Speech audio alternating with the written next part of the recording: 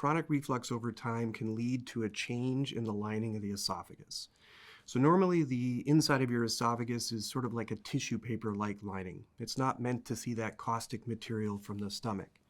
So what happens over time with that chronic acid and bile coming up into your esophagus is the lining of the esophagus changes to what appears to be a tougher lining, a lining that looks more like that of the stomach or the small intestine.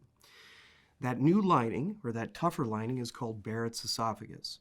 Now, although that sounds like a great idea on paper to change to that tougher lining, the body makes a lot of genetic mistakes in changing from one tissue type to another.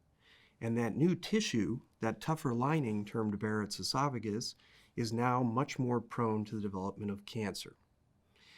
So most cancers that we are aware of progress through Barrett's esophagus. So and again, in somebody with chronic reflux, they generally will develop Barrett's. Within Barrett's, there's 3 different degrees of Barrett's. There's Barrett's with what's called no dysplasia, Barrett's with low-grade dysplasia, and Barrett's with high-grade dysplasia. The term dysplasia just really means chaos at the cellular level. And so patients with non-dysplastic Barrett's, or Barrett's with no dysplasia, the cells look pretty normal, and their risk of cancer is much lower.